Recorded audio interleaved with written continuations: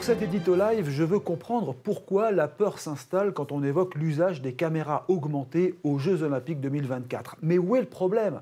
On me dit que des algorithmes, c'est-à-dire l'intelligence artificielle, pourraient être utilisés pour traquer, identifier et intercepter les éléments perturbateurs, voire les terroristes. Mais elle ne le fera pas. La vidéosurveillance algorithmique, la VSA comme on dit, sera ultra encadrée pour ne pas mettre en danger les libertés. Pour les Jeux Olympiques, elle ne servira qu'à repérer les objets abandonnés, les armes, les intrusions, les mouvements de foule. En fait, la VSA fera tout sauf la reconnaissance d'individus. Et pourtant, ces caméras le pourraient très bien. Après tout, elles le font déjà dans le métro ou dans les magasins. Quand vous avez un voleur qui est repéré, on analyse la vidéo, on intercepte l'individu. Et d'ailleurs, j'ai demandé au général Leray en charge de la sécurité des JO pourquoi cette reconnaissance faciale ne sera pas utilisée. Parce que l'Europe s'y oppose.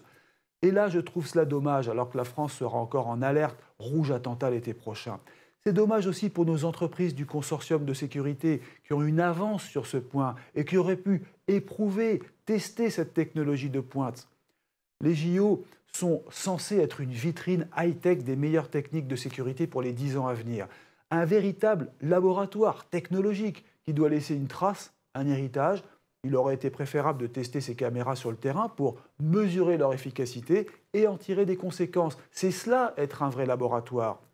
Comme le dit le journal de l'Opinion, en refusant la reconnaissance faciale, la France et l'Europe ne font ni plus ni moins la politique de l'autruche.